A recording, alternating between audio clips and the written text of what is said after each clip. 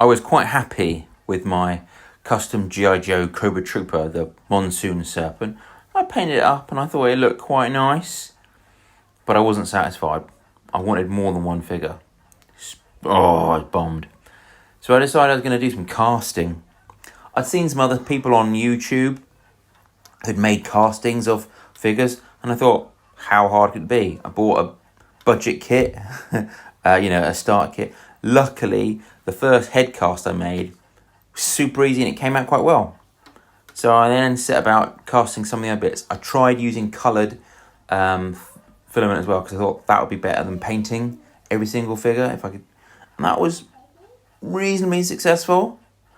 Once I'd done heads, I had to move on to legs. Obviously, that seemed like the next easiest part to make. And it was, and I was successful. So I was very happy with that. Then I moved on to backpacks as well. That's fairly easy. The pegs, getting them was difficult, but I managed it. I just bought some weapons. And I bought the O-rings, the T-bars, the screws, bought a whole pack. And then I had to set about...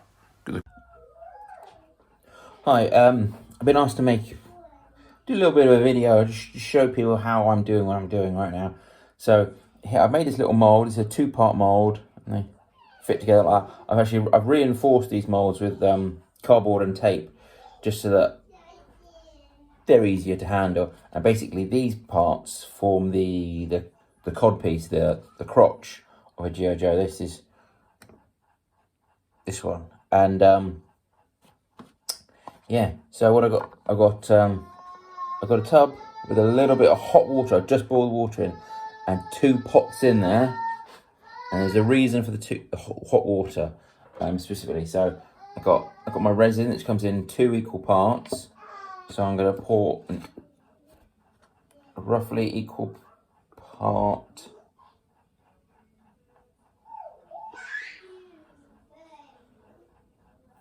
into each pot. Put them back in the hot water. So they're not actually the resin isn't mixing with the hot water. The hot water is just heating it. All right, so I'm just going to double check those. Go. Maybe a little bit. Really, I should have pots with measurements on, but I just eyeball it, and I'm just gonna add a little bit of extra hot water, not into the actual resin itself, just in the tub, just to warm it. And so the reason I'm warming up the resin and components is that when you mix the resin, you pour it into the mold, you get lots of bubbles that come out, and the hot water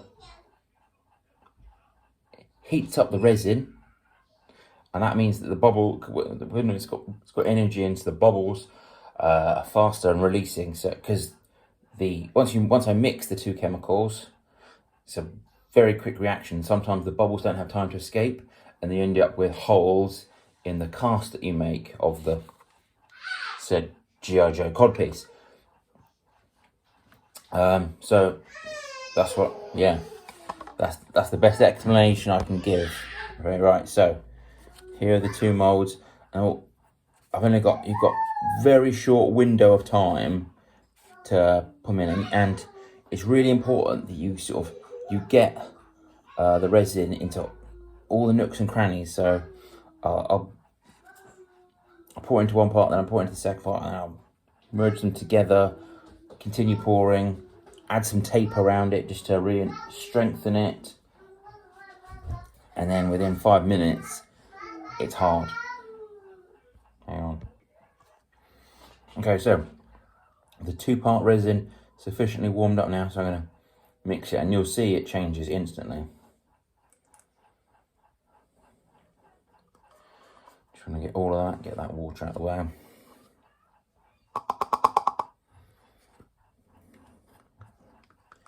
Quickly mix it now out. Speed is of the essence here. Right. And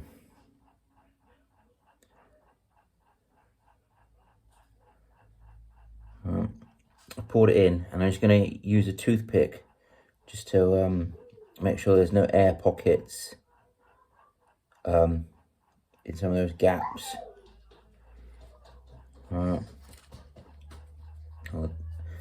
This is obviously difficult because there's a hole in this one, so it doesn't take the resin quite so well. So this is where it gets a bit messy. But I just want to make sure I get all those little gaps filled now. I'm going to put it there. Just going to eyeball, check that I, typical, nearly had it around the wrong way. Pour the remainder in. Once again, you need to check for air pockets. All right, and I've pre-cut some tape here, so I can make sure the mould sticks together and then just the resin doesn't just leak out the sides. Right. Add a little bit more, and that's basically the job done. Okay, so a little bit of time has passed. So we're going to have a look, see how well this cast turns out. The crotch piece is mighty tricky, so fingers crossed we've got a good one. I've had a couple of failures, I'll not lie. Had a couple of failures with this one, but they're close. This looks good, it looks good, fingers crossed. And there you can see why there's that nub there, because of the hole for the waste piece. Yes, this looks beautiful, man. This looks really good. I'm so pleased for this one. It's going to be, it's tough to get out. So here it is. Okay, basically what I have done, when I moulded it, I filled in the gap between the front and the back of the cod piece, which is why that ball's there. But so that can be cut off quite easily. There's a little bit of excess that just needs to be trimmed off, and you can see most of it just peels off around the waist piece, where that's where the join between the two components of my mould go. So that just needs to be filed off, but I am very happy with that. Previously, these pouches, let me see and find out a solid background just so it focuses. Come on, focus. It's not going to focus right. It's too small. Sorry guys, it's too small, the camera. I'm using my iPhone. But yeah, all I need to do, file off that base, cut that gap, sand down this excess, poke through. There's a very thin, you can almost see light shining through it. So that's no problem, and that will be a perfectly good working piece. So I'm really happy about that. That's cool, and could be another one of those. And yeah, I'll be casting these next time in grey plastic, so it fits in with my monsoon serpent. So yeah, just stay posted, keep watching. Cheers guys. Okay, you've heard of an unboxing video. This is an unbricking video. Here's a mould that I've several days in the making, and I think it's cured now. So first off, I just got to blast it up. Just go with the bricks. The bricks end up getting stuck on this left up wedge, and there's like glue. Almost, well, it's silicone, but you get silicone based all around it. See, but it's quite cathartic actually debricking this. It's almost like that same sort of level of pleasure you get from picking a scab, if you know what I mean. Right, Yeah, it's very satisfying when it comes out with a nice gelatinous cube. Right.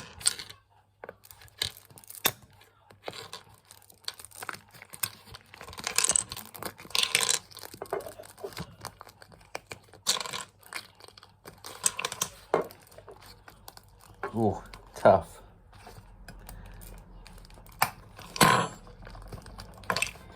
Alright, I think that's enough now for I pull out.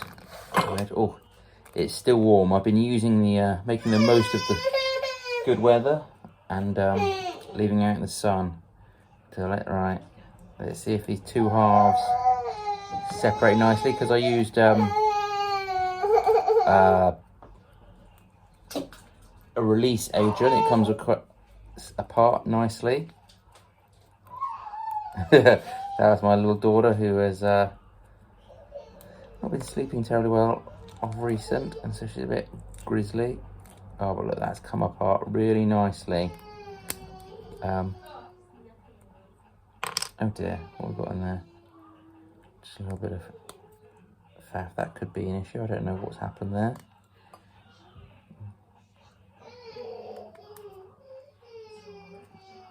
Right, so here you can see that this is a torso. A torso that I've modified just to make it my own. And what I've actually done is I've bolstered. This is an experiment. I'm not saying this is great, but I've bolstered the back just slightly with a little bit of resin, just to make the plastic a little bit thicker, so that the moulds that I will pull out of this will be just that. The casts I will pull out of the mould will be just that little bit thicker, just because obviously I'm aware of the resin that I'm using is a little bit weaker than the tolerances of the original G.I. Joe stuff. You know, I don't want my toys to break, so hopefully that will help, and I should be able to pull awesome moulds out of here. So fingers crossed. Everything was going smoothly. I was making moulds, I was pulling casts, things are falling into place. It was nice, but then disaster struck. I started making moulds that I couldn't pull casts out of. I started getting broken bits and bits that didn't fit. It's a bit of a nightmare. And discoloration. Way too many holes, and I realised I needed to get back to the drawing board, maybe remake a few moulds, just because I couldn't handle these imperfect pieces that I was making. It was a shame. And let's start over. And it's tough, but I finally managed to get a complete leg now. And I'm about 50, I wouldn't say I'm 50%, I'm nearly 50% there.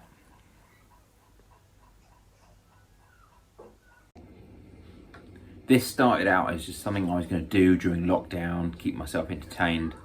Lockdown is now over, and this is still snowballing. I've got a lot of work to do still. I've still got to work out how to get all the bubbles out of the cast, because that annoys me. Still got to perfect getting the colour into the resin, so I don't have to paint all the figures that I'm going to make. I want to build at least a squad, maybe more, maybe sell some. Right, next up, I've got to tackle the arms, and that's a big, even though they're quite little, it's a big job. So you've got your forearm, there's an elbow piece, you've got the bicep splits into two pieces, then you've got the shoulder joint, and that's ×2. So, and these are really small, precise pieces that have working mechanisms. So I've got to get these perfect. Excuse me, just watching my kids running around like hooligans. So if you want to get almost daily updates on the little bits of work that I'm doing on my kitchen sink, follow me on Instagram. I'll stick the link in the description. Do me a favour and chuck me a like. I don't know why. That's what everyone says on YouTube. Right. Yeah, if you want to follow me, by all means do so.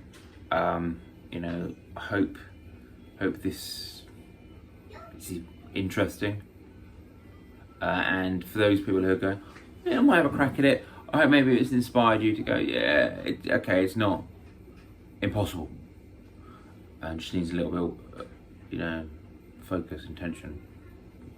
But yeah, thanks for watching, guys, and take care. Stay safe. Wear your masks.